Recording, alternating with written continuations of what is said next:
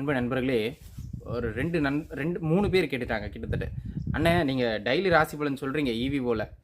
நாங்க பார்த்துக்கிட்டு தான் இருக்கோம். ஆனா இந்த அடிக்கடி இந்த சந்திராஷ்டமம், சந்திராஷ்டமம் சொல்றீங்களே, அப்படின்னா என்னது? சந்திராஷ்டமம்னா அன்னைக்கு ஆகாத நாள்னு எங்களுக்கு தெரியும். ராசி பலன் நீங்க சொல்றதையும் பார்க்குறோம், பிறர் சொல்றதையும் பார்க்குறோம். ஆகாத நாள்னு தெரியும். அன்னைக்கு எதுவும் பண்ணக்கூடாது அப்படின்னு நீங்க சொல்ல வரீங்க. அது புரியுது. அத ஏன் அப்படி சொல்றீங்க?" அப்படின்னு அவர் கேட்டாருங்க.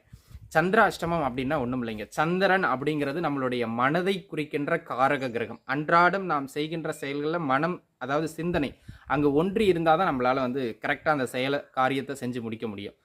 ஆனா இந்த சந்திரன் அப்படிங்கிற கிரகம் உங்களுடைய கோச்சாரம் சந்திரன், அதாவது தினமும் நகர்ந்துகிட்டு இருக்கார் இல்லையா தினப்பலன்ல, அந்த சந்திரன் உங்களுடைய ஜாதகத்துல சந்திரன், உங்களுடைய ராசி இருக்கு இல்லையா, அதுதான் ஜாதக சந்திரன்.